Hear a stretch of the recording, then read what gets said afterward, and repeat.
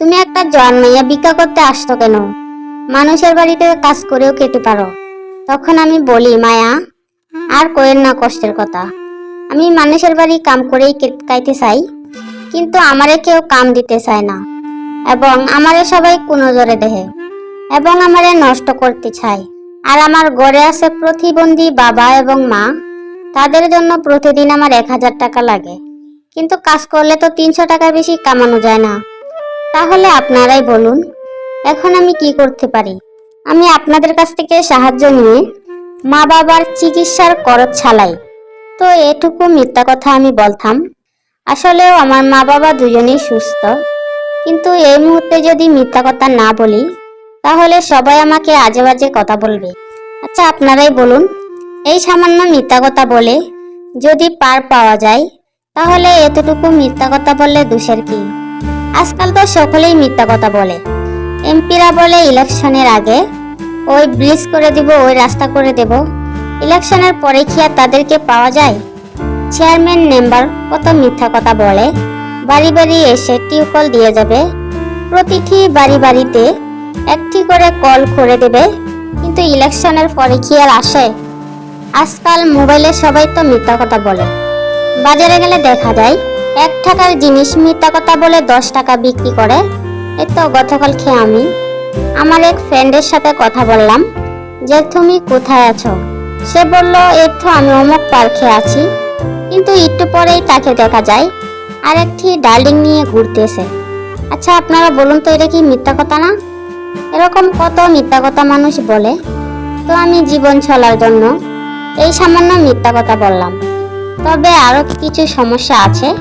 অনেক বাড়িতে জোয়ান পুরুষ থাকলে যখন আমি ভিক্ষা করতে যাই, তারা আমার বড় বড় জাম্বুরার দিকে তাকিয়ে থাকে। এরকম বিভিন্ন ধরনের সমস্যা আসে। তবে সবচেয়ে মজার বিষয় হলো, সারাদিন মানুষের বাড়িতে কাজ করে যে টাকা পাই, তা দিয়ে সংসার চলে না। মালিকরা অনেক বড় লোক থাকলেও, বন ভরা জমি থাকলেও, টাইল ভরা ধান থাকলেও তারা খুবই কিপটা। আমাকে সারাদিন কাজ করিয়ে আধা কেজি মতো চাইল দেয়। এ দিয়ে কি আর কিছু হয়? তাই মনে মনে চিন্তা করলাম, কি করা যায়?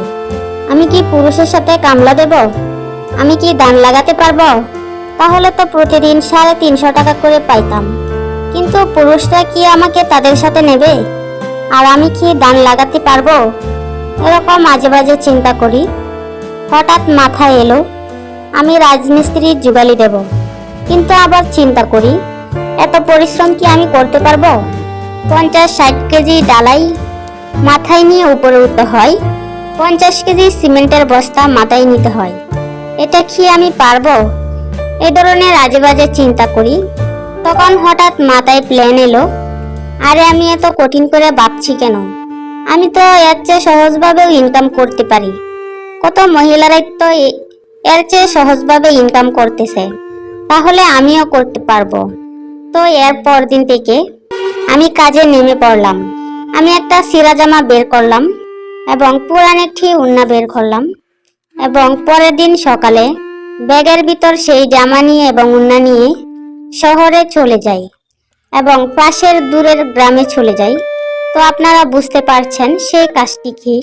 সেই কাজটি হচ্ছে সাহায্য চাওয়া, বাংলায় যাকে বলে ভিক্ষা করা। তো আমি পাশের গ্রামে গিয়ে জামা কাপড় চেঞ্জ করে চিরা কাপড় পরে নিই এবং বাড়ি বাড়ি গিয়ে সাহায্য চাই, এবং সারাদিন কাজ করে মোটামুটি প্রায় 10 কেজির মতো চাইল হয়ে যায়। তখন তো আমার চোখে মুখে হাসি। এত সহজ কাজ তুই, আমি কেন মানুষের বাড়িতে এত পরিশ্রম করি? সকালে ভিক্ষা করতে গেলে বিকালে কমপক্ষে আমার 1000 টাকা চলে আসে, এবং শহরে যদি ভিক্ষা করি তাহলে প্রায় 2-3 হাজার টাকা চলে আসে। তো এভাবে আমার দিন ভালোই যাচ্ছিল। তবে কিছু অসুবিধাও আছে। অনেক বাড়িতে গেলে সবাই আমাকে বলে, তুমি একটা জোয়ান মেয়ে ভিক্ষা করতে আসতো কেন? মানুষের বাড়িতে কাজ করেও খেতে পারো। তখন আমি বলি, মায়া আর কোয়েন না কষ্টের কথা। আমি মানুষের বাড়ি কাম করেই খাইতে চাই, কিন্তু আমারে কেউ কাম দিতে চায় না, এবং আমারে সবাই কুনজরে দেহে, এবং আমারে নষ্ট করতে চায়। আর আমার ঘরে আছে প্রতিবন্ধী বাবা এবং মা, তাদের জন্য প্রতিদিন আমার 1000 টাকা লাগে। কিন্তু কাজ করলে তো 300 টাকার বেশি কামানো যায় না।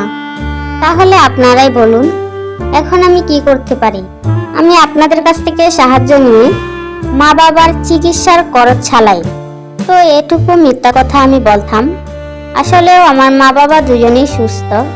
কিন্তু এই মুহূর্তে যদি মিথ্যা কথা না বলি, তাহলে সবাই আমাকে আজে বাজে কথা বলবে। আচ্ছা, আপনারাই বলুন, এই সামান্য মিথ্যা কথা বলে যদি পার পাওয়া যায়, তাহলে এতটুকু মিথ্যা কথা বললে দোষের কি? আজকাল তো সকলেই মিথ্যা কথা বলে। এমপিরা বলে ইলেকশনের আগে ওই ব্রিজ করে দিব, ওই রাস্তা করে দেব। ইলেকশনের পরে কি আর তাদেরকে পাওয়া যায়?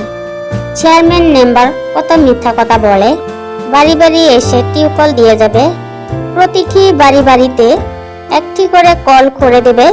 কিন্তু ইলেকশনের পরে কি আর আসে? আজকাল মোবাইলে সবাই তো মিথ্যা কথা বলে। বাজারে গেলে দেখা যায় 1 টাকার জিনিস মিথ্যা কথা বলে 10 টাকা বিক্রি করে। এই তো গতকাল খেয়ে আমি আমার এক ফ্রেন্ডের সাথে কথা বললাম যে তুমি কোথায় আছো। সে বলল, এই তো আমি অমুক পার্কে আছি।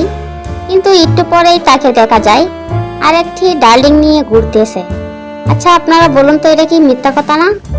এরকম কত মিথ্যা কথা মানুষ বলে। তো আমি জীবন চলার জন্য এই সামান্য মিথ্যা কথা বললাম। তবে আরো কিছু সমস্যা আছে। অনেক বাড়িতে জোয়ান পুরুষ থাকলে যখন আমি ভিক্ষা করতে যাই, তারা আমার বড় বড় জাম্বুরার দিকে তাকিয়ে থাকে। এরকম বিভিন্ন ধরনের সমস্যা আসে। তবে সবচেয়ে মজার বিষয় হলো, আমি দিন শেষে 1000, 2000, 3000 টাকার মতো কামিয়ে ফেলি। তো মোটামুটি আমার অবস্থা ভালো হয়ে গেছে। তো এভাবে আমার দিন চলছিল এবং আমি এটাকে পেশা হিসাবেই নিয়েছি। কিন্তু আমার এই সুখ বেশি দিন সইল না। হঠাৎ করে আমার একটা অ্যাক্সিডেন্টে আমার একটা পাও নষ্ট হয়ে যায় এবং আর একটা পাও আমাকে কেটে ফেলতে হয়। আমার 2টা পাওই অচল হয়ে যায়। তখন তো আমার চিকিৎসা করতে কোনো টাকা পয়সা পাই না। আমি যখন রাস্তা দিয়ে ভিক্ষা করতে করতে হাঁটছিলাম, তখন পিছন থেকে একটা গাড়ি আমাকে চাপা দেয় এবং সাইড বাড়ি দিয়ে আমাকে ফেলে চলে যায়। এরপর থেকে আমি প্রতিবন্ধী হিসাবে আছি। আমি এজন্য গল্পটি বলছি। আমি সহজ কাজ করতে গিয়ে আমার জীবনটাকে নষ্ট করে ফেলেছি। আজকে যদি আমি সহজ কাজ না করে, অর্থাৎ ভিক্ষা না করে আমি একটা অফিসে চাকরি করতাম বা একটা বাসায় রান্নাবাড়ার কাজ করতাম, তাহলে আজকে আমার এই দিনটি দেখতে হতো না। তাই আমার মতো যারা এরকম আছেন, বালা অবস্থা তাকাও, আপনারা ভিক্ষাত নেমে পড়েন। আপনারা দয়া করে এই কাজটি করবেন না, না হলে হঠাৎ করে আমার মতো আপনার জীবনটাও তছনছ হয়ে যেতে পারে। আপনি যদি কাজ করে খেতে চান, যেখানে খুশি সেখানেই চলে যান। যদি থাকে আপনার ঈমান, আপনি থাকতে পারবেন সৎ, আল্লাহ আপনাকে করবে সহায়। তাই ভিক্ষার মতো ছোট কাজ কেউ করবেন না। সহজ বিষয় সবসময় ভালো না। কষ্ট করে ডাল ভাত খাওয়াও অনেক তৃপ্তি আসে। আমার গল্পটি শোনার জন্য সকলকে ধন্যবাদ।